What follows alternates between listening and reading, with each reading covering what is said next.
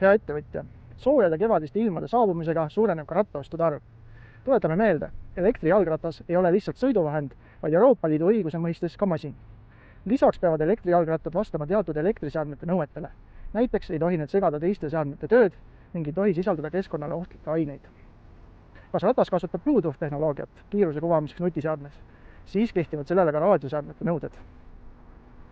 Müüjal on kohustus veenduda, et iga ratas oleks varustatud esiteks vastavusdeklaratsiooniga, mille koostab ja allkirjastab tootja ning millest tootja toob välja nõuded ja standardid, millele ratas vastab.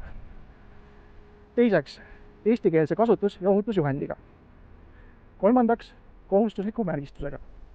Kui elektrilisele jalgrattale ehk masinale kohaldub mitu Euroopa Liidu õigusakti, on tootjal lubatud koostada üks vastavusdeklaratsioon, milles deklareeritakse vastavust kõigile konkreetsele masinale kohalduvatele õigusaktidele.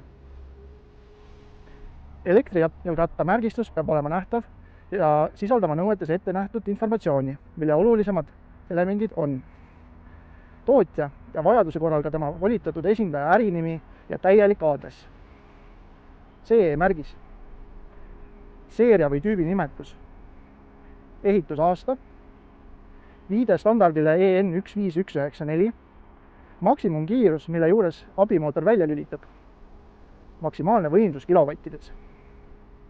Märgistus on tavaliselt kantud ratta raami külge kinnitatud plaadile või kleebisele.